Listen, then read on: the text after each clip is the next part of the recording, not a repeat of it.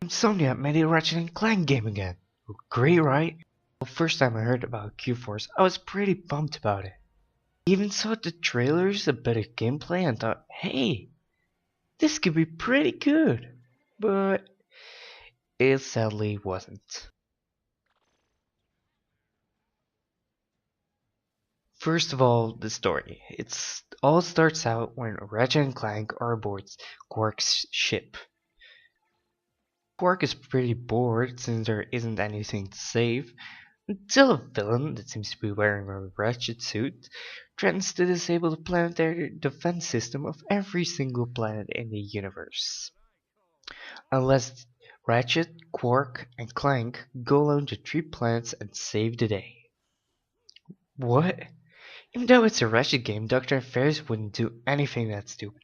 I mean, every single game, they save the universe because it has to be saved. But now they just have to save a planetary defense system? I mean, that's kinda lame. It felt like something they would use as a side story in one of the bigger Ratchet games, even though it had to be its own story, which totally didn't feel like. Worst of all about the story, you could probably finish it in 4 hours. Maybe even 3 if you rush it.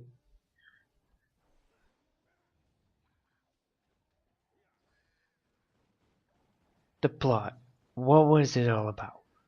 Apparently some fanboy is disappointed in Quark, who isn't, and feels like he needs to punish the galaxy for it. Why doesn't he just capture Quark or something?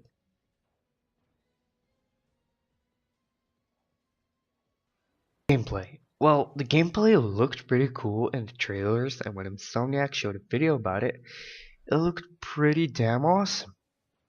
But when I got the chance to actually play the game, it was pretty lame. The learning curve made sure you would spend a lot of time learning the tricks to beating the level, but that wasn't so great. But the level design was so lackluster. I mean, it was 3 planets and 3 times the same thing, just in different environments.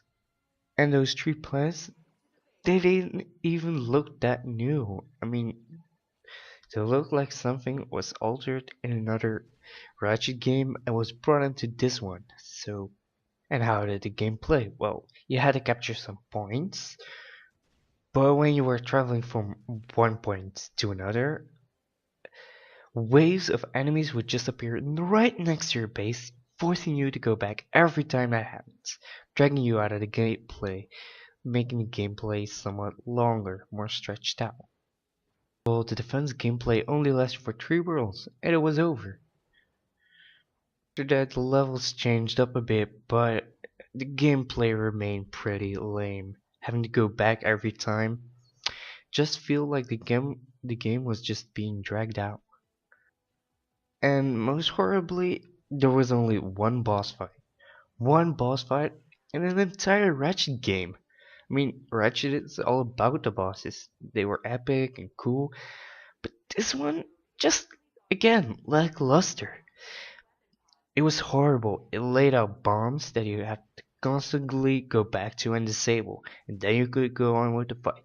If you let one bomb go off, the game would end and you have to start all over. So it felt pretty lame. Again. Overall, the game was pretty horrible, as there was nothing holding me back from just getting it out of my console and just putting it up on the shelf and letting it gather dust.